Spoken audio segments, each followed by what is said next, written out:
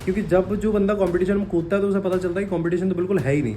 चलो कोई नहीं, अब हम लोग रीजनिंग लेके बैठते हैं, ठीक है। एकदम से एडिटोरियल पे जंप मत करो अगर आपकी इंग्लिश अच्छी नहीं है यार, ये मैं बहुत बार बता चुका हूँ, बट ठीक है चलो कोई। और उसके बाद फिर हम लोग लेंगे निमिष मैम की क्लास, तो देखते हैं कल कितने बजे उठते हैं।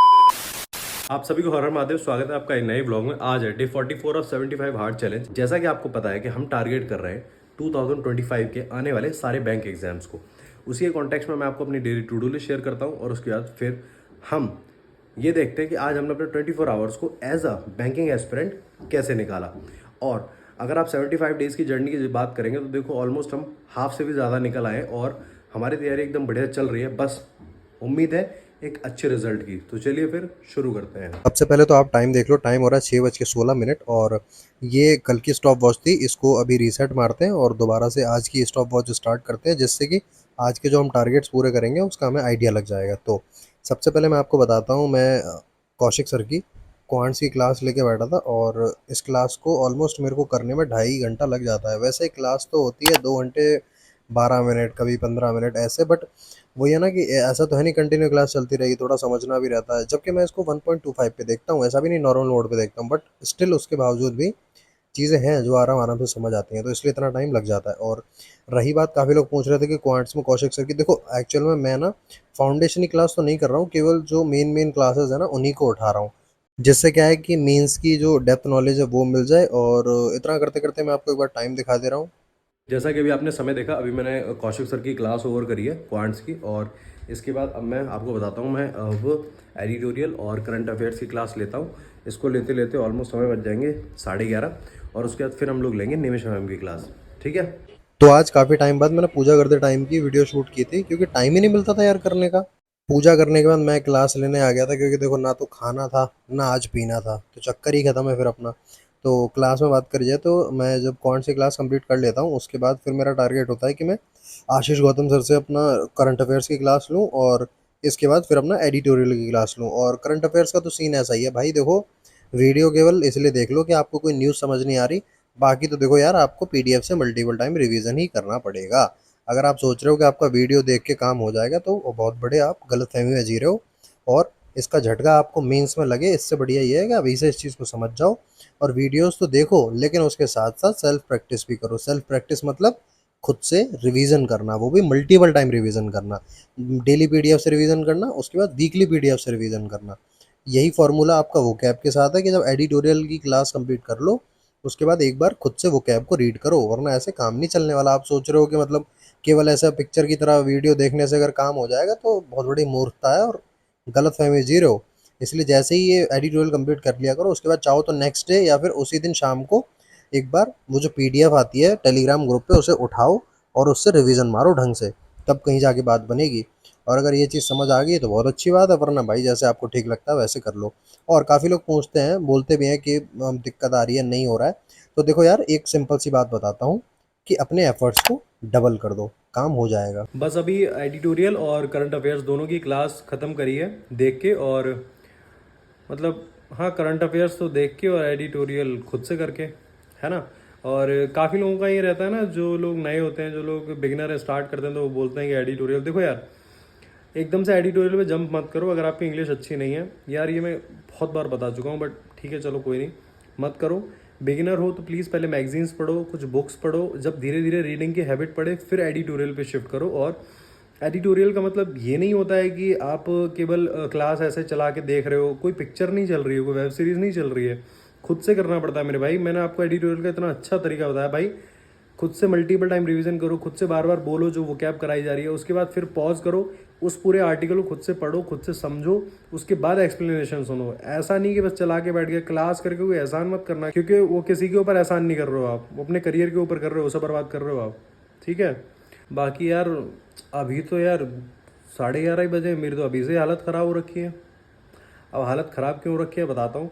एक्चुअली आज है निर्जला एकादशी। ये एकादशी एक साल में एक बार आती है।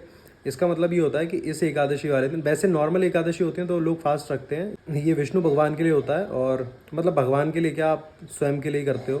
तो मैं आपको बताता हूँ कि आज जो एकादशी होती है इसमें आपको जल भी नहीं पीना होता है, खाना तो कुछ होता ही नहीं है, जैसे कल रात से और कल अगले दिन सुबह तक आपको जल भी नहीं पीना है, और कल सुबह आप खाना पीना बनाओगे, फिर वो ब्राह्मण भोज करा के उसके बाद फिर आप जल पियोगे। तो भाई मेरे तो हालत ही खराब हो रखी है, पर चलो कोई नहीं, कर लेंगे, क्या हो गया। और रही बात व्रत की, तो देखो व्रत आदमी अपने लिए रखता है, कोई ये सोचे कि वो भगवान के लिए व्रत रख रहा है तो बहुत बड़ा मूर्ख है। भगवान किसी को नहीं कहते कि तू मेरे लिए व्रत रख, ठीक है। तो ये सब आप अपने लिए करते हैं, अपने करियर के लिए, अपनी मतलब अच्छी कामनाओं के लिए सब करते हैं आप। तो चलो फिर अब निमिषा मैम की क्लास लेते हैं, और इसको लेते लेते ऑलमोस्ट हमें बच जाएगा हाँ हो जाएगी, 1 बजे तक ख़त्म हो जाएगी क्लास वगैरह। उसके बाद फिर कोई क्लास नहीं लेनी है, और आज इंग्लिश का भी मैं थोड़ा सा आपको एक्सप्लेन करूँगा अच्छे से, ठीक है। निमिषा मैम की क्लास लेना बैठा था, और निमिषा मैम का तो मैंने आपको समझा ही दिया कि अभी हम लोग क्या करेंगे, मंडे टू फ्राइडे परफेक्शन और ओनली सैटरडे संडे अपना ग्रामर ग्रंथ, जिससे कि सारी चीज़ें कंप्लीट हो जाएंगी और बढ़िया से अपना काम भी हो जाएगा। ना कोई सिलेबस की टेंशन रहेगी, ना प्रैक्टिस की टेंशन रहेगी, दोनों काम अपना साथ साथ चलते रहेंगे बढ़िया तरीके से, है ना। और रही बात ग्रामर के नोट्स की, तो अगर आपको लगता है कि आप अपने हाथ से बनाए हुए नोट्स से ही पढ़ना ज़्यादा प्रेफर करते हो तो बना लो, वरना तो पीडीएफ से भी काम चल जाएगा। नोट्स बनाने की वैसे ऐसी कोई खास ज़रूरत है नहीं, ठीक है ना।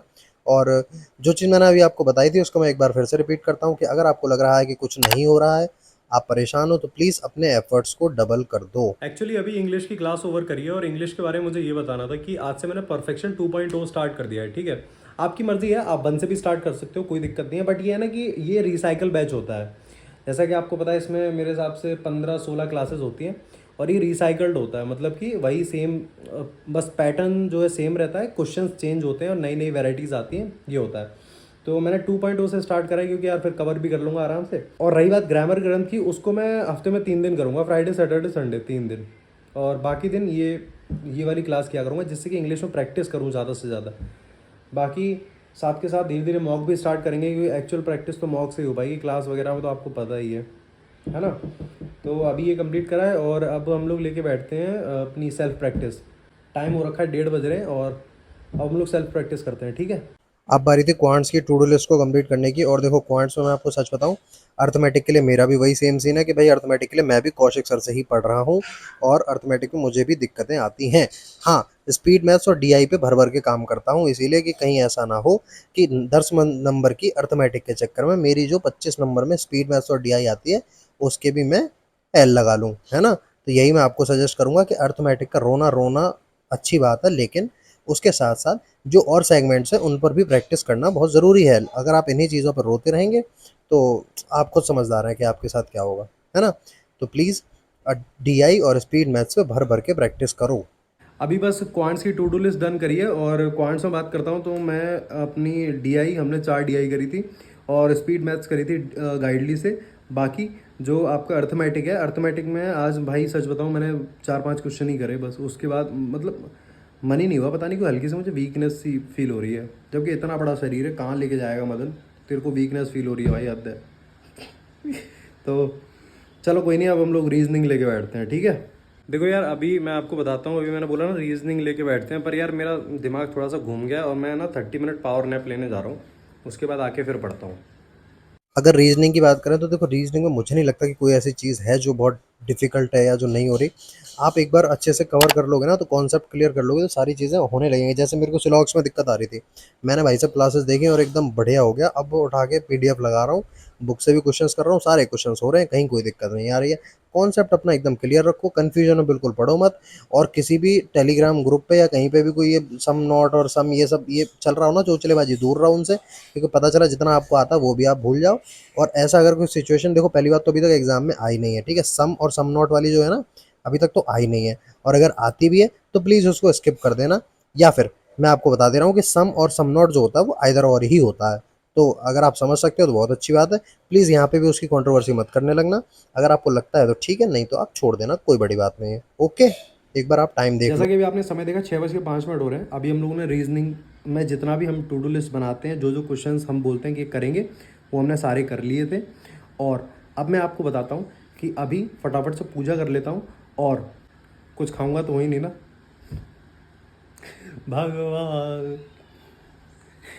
कोई नहीं यार, चलो कोई नहीं। और पता है देखो, ज्ञान की बात तो हम वैसे भी नहीं छोड़ते ना, पता है आपको। तो आज की ज्ञान की बात यह है कि काफ़ी लोग बोलते हैं कंपटीशन बहुत ज़्यादा है, ठीक है। ये मेरे टीचर मुझे हमेशा बोलते थे कि मतलब जिसको ये लगता है ना कि कंपटीशन बहुत ज़्यादा है, एक्चुअल में वो कंपटीशन में कभी कूदा ही नहीं। क्योंकि जब जो बंदा कंपटीशन में कूदता है तो उसे पता चलता है कि कंपटीशन तो बिल्कुल है ही नहीं। देखो, आप खुद ये चीज़ सोचना कि आप देखते होगे कि जैसे कोई एक्ट्रेस है या फिर कोई एक्टर है, हम किसी की भी ले ले रहे हैं, कोई हम ऐसा डिस्क्रिमिनेशन नहीं कर रहे। आप उसकी रील्स देखो, यूट्यूब शॉर्ट्स देखो, आप देखते होगे उस पर मिलियंस में व्यूज़ आते हैं और लाइक्स भी मिलियंस में जाते हैं और कमेंट्स की तो खैर अथा है। वहीं अगर आप कोई भी पढ़ाई की एक वीडियो देख लो और उस पर फिर आप व्यूज़ और लाइक्स और कमेंट्स देखो, वही अपना 170 180 कमेंट्स, वही अपना लाइक्स चले जाते हैं, ज़्यादा खिंच के चले गए तो अपना 30-35 हज़ार, और व्यूज़ ज़्यादा ही बहुत ही ज़्यादा चले गए तो अपना वही 200 के 300 के बस। तो आप मुझे अब ये बताओ कि हमारे देश का कंपटीशन कहाँ ज़्यादा है, वो नृत्य देखने में या ये पढ़ाई करने में? अगर इस हाल में भी अगर तुम कुछ नहीं कर पा रहे हो ना, इसका मतलब ये तुम बहुत बेकार हो भाई। यार तुम्हारे आगे कंपटीशन है कहाँ? जो इंसान आज के टाइम पे इंस्टाग्राम यूज़ नहीं कर रहा, स्नैपचैट का नाम नहीं जानता, ओनली यूट्यूब देखता है, पढ़ता है और उसके बाद फिर सो जाता है, बाहर की दुनिया नहीं देख रहा, भाई तुम्हें लग रहा है मतलब उसको कोई बीट कर सकेगा? अगर तुम इस कैटेगरी में अपने आप को रख सकते हो तभी कंपटीशन की बात करना, वरना कंपटीशन बिल्कुल भी नहीं है। फालतू की बातें करना बंद कर दो। और सीधी सी बात है भाई, सफलता जो है ना वो हर रोज़ किराया मांगती है। आज अगर किराया कम दोगे ना तो सफलता 2 दिन बाद आएगी, ध्यान रखना। आज अगर मेरा टाइम था कि मुझे आज 8 घंटे पढ़ना था और आज अगर मैं 6 घंटे पढ़ गया और मस्त घूमने चला गया तो मैंने आज का किराया कम दिया है अपनी सफलता के लिए। या तो कल के किराए में भरपाई कर लेना, नहीं तो आज का जो शॉर्टेज होगी ना वो सफलता की जिस दिन परिणाम आएगा ना उस दिन नज़र आ जाएगी, पता चल जाएगा उस दिन। समझ गए? अब चलो फटाफट से शाम की पूजा कर लेते हैं और उसी के साथ साथ मैं आपको एक चीज़ और दिखा देता हूँ कि भाई साहब देखो, ये अपने रीजनिंग के आज के रफ शीट है जिन पे मैंने उठा उठा के भरा है इनको। भाई साहब सबसे पहले तो मैंने सिलॉक्स लगाए भर भर के, घुसर फुसर कर देता हूँ उसी में ही सारा, मतलब घिच पिच। और उसके बाद फिर मैं आपको बताता हूँ, देखो ये रहे सिलॉक्स। उसके बाद फिर मैंने कुछ सेटिंग अरेंजमेंट भी लगाए थे और कुछ पजल्स भी सॉल्व करे। अब समय हो गया है 8 और अब मैं एक काम करता हूँ, एक मेंस की क्लास लेता हूँ रीजनिंग की, ठीक है। और काफ़ी लोग ये पूछ रहे थे कि रीजनिंग मेंस की क्लास मैं कहाँ से लेता हूँ, तो मैं उन्हें बता देता हूँ, रीजनिंग में रैंकर से ही ले रहा हूँ जो कि अड्डा 247 पे बैच है। रीजनिंग के लिए सौरभ सर सफिशिएंट है मेरे को, और रीजनिंग में आपको पता ही है यार, खुद से ही करना होता है।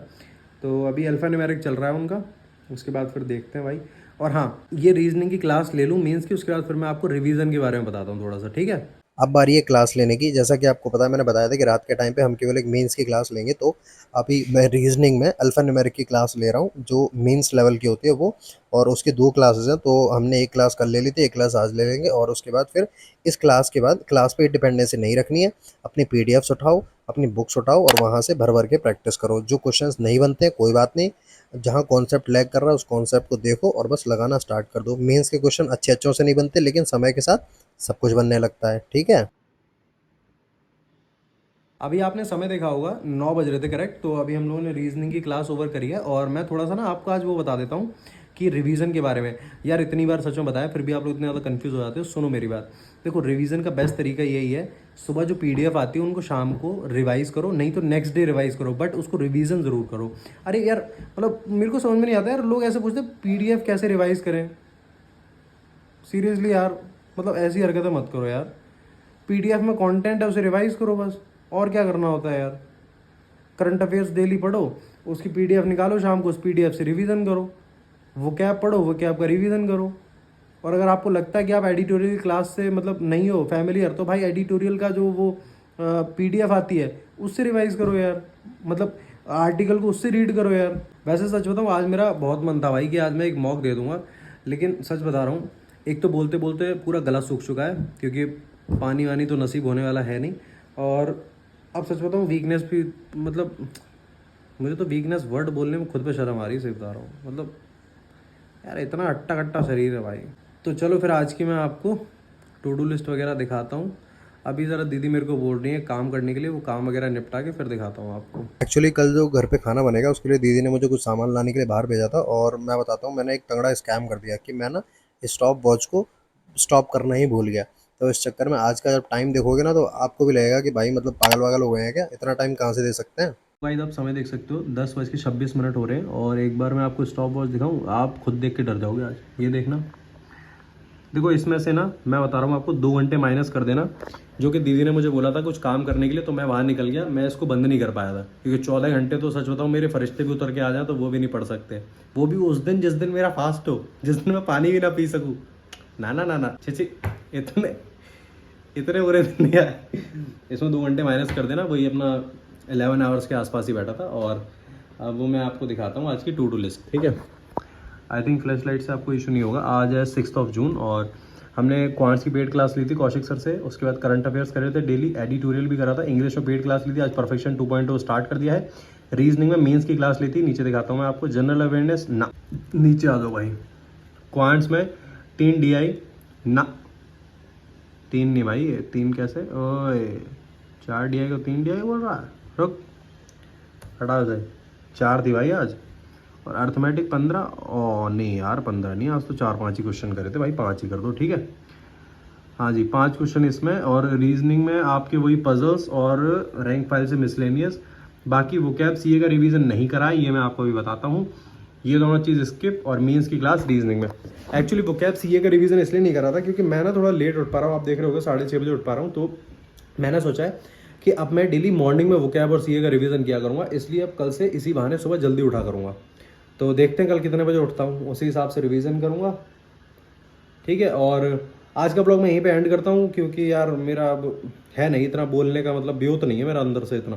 तो बाकी अगर यहाँ तक आ गए हो, चैनल को सब्सक्राइब कर देना, वीडियो को लाइक कर देना, और टेलीग्राम चैनल को ज्वाइन कर लेना। तब तक के लिए पढ़ते रहो, मुस्कुराते रहो, हर हर महादेव।